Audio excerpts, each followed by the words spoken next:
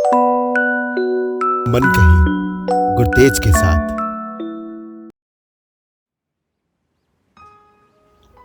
इंतजार, किसी का इंतजार करना कितना मुश्किल होता है ना। किसी को भी इंतजार करना बिल्कुल अच्छा नहीं लगता। वो सामने जो उस बेंच पर, वो उस गुलमोहर के पेड़ के नीचे कैरेट कलर की शर्ट पहनी लड़की देख रहे हो?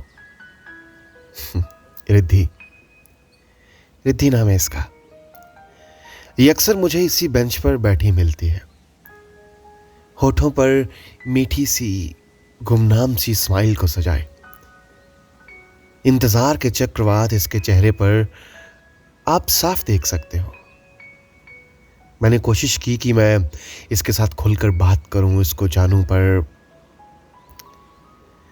ये यहां घंटों बैठकर बेवजह किसी का इंतजार करती रहती है। पता नहीं किसका। और फिर रोज की तरह खाली हाथ अपनी आंखों में लड़खड़ाते हुए सपनों को कंधा देकर वापस चली जाती है। कभी किसी पहुंचे साधु या ज्ञानी व्यक्ति की आंखें देखी आपने? गहरी, किसी खाई की तरह, शांत, बिल्कुल विशाल फैले समंदर की जैसे। रिद्धि की आंखें भी बिल्कुल ठीक ऐसी ही है। कभी कभी मानो वो विदुषी गार्गी लगती है। इसके आसपास बिखरी कई अधूरी सी कहानियां साफ साफ आपको सिसकती हुई दिखाई पड़ती हैं। मानो किसी ने कलम में स्याही की जगह आंसू भर दिए हों। ये फरवरी का महीना उसके चेहरे पर खुशी की किरणों को बिखेरने की कोशिश कर रहा था। आज वो आसमान की छाती पर बादल और सूरज की लुक्का छिपी के खेल को देख किसी बच्चे की तरह खुश हो रही थी, जैसे किसी बालक को उसकी पसंद का खिलौना दिला दिया जाए। मैं हौसला सा करके उसके पास बैठ ही गया। हेलो, हाय रिद्धि। उसने एक बड़ी सी स्माइल मेरी ओर पास कर दी। मैंने कहा, एक बात पूछूं आपसे? पता नहीं आपसे पूछना चाहिए या नहीं, पर फिर भी यहां पर आप सारा दिन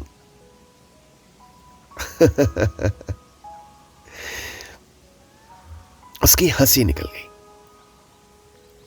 अब इसका क्या मतलब था? वो हंसी कैसी थी? किसी पांडुलिपि की तरह ये मेरी समझ से बाहर थी। मैं असहज सा हो गया। मुझे इस कंडीशन में देख उसने कहा, मौसम के साथ बहुत कुछ बदलता है। पेड़, पौधे, धरती, ऋतु और प्रकृति। और अच्छा, प्रेम में विश्वास करते हो आप? तो फिर पता है, मैंने उससे कभी कुछ नहीं कहा और ना ही किसी जानी अनजानी डोर से उसको बांधने की कोशिश की।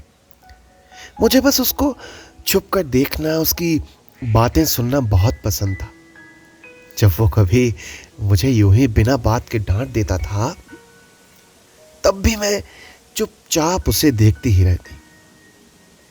उसको, लो, नाम बताना तो भूल ही गई, प्रथम। पर शायद मैं उसके लिए कभी प्रथम थी ही नहीं।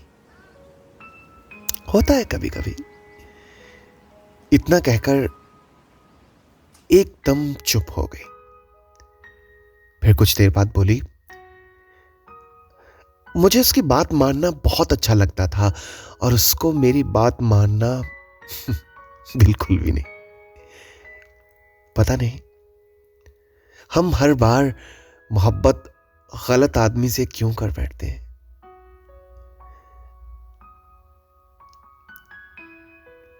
पर तुमने अभी तक मेरी बात का जवाब नहीं दिया।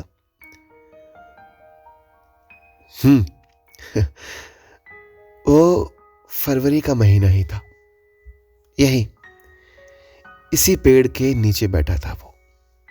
नहीं, वो नहीं, हम दोनों। पता नहीं मेरी किस बात का बुरा मानकर झगड़ा कर बैठा। मैंने उसका हाथ पकड़कर रोका, पर वो मुझ पर चिल्लाने लगा। देखो, मेरा दिमाग खराब मत करो, अभी जाने दो, कल मिलूंगा। कहां? यहीं इसी बेंच पर। आओगे? इतना कहे वो बिना मुझे मुड़ के देखे मुझसे दूर चला गया। हम दोनों में कुछ पल एक सन्नाटा सा पसरा रहा। वो लौटा फिर। उसी की वेट कर रही हूं। इस बात को कितना टाइम हो गया? 1 साल के करीब। ऐसा कैसे कर सकता है वो? यार, अकड़ की भी हद होती है। मुझे तो तुम्हारी समझ नहीं आती। कहां है वो?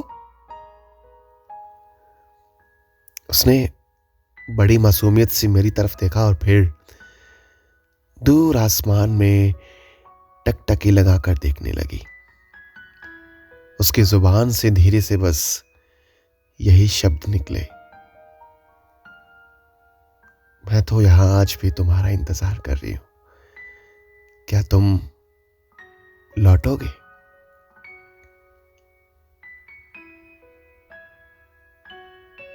क्या कोई किसी से इतना प्यार भी कर सकता है?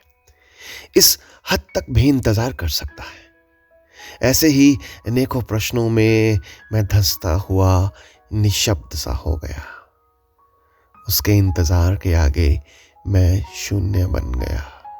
मेरे कानों में अब भी उसके वो शब्द गूंज रहे, तुम लौटोगे? तो उम्मीद करता हूं कि आपको ये मेरी कहानी पसंद आई होगी। अगर आप मेरे चैनल पर नए आए हैं या आपने अभी तक इस चैनल को सब्सक्राइब नहीं किया तो प्लीज़ इस चैनल को सब्सक्राइब कर लीजिएगा और साथ ही साथ बेल आइकन भी दबा लीजिएगा ताकि आपको मेरे नोटिफिकेशन मिलते रहे। आपको अच्छा लगेगा और मुझे भी। तो चलिए, फिर मिलता हूं किसी किस्से, कहानी, कविता या बातों के साथ। आपका दोस्त गुरतेज।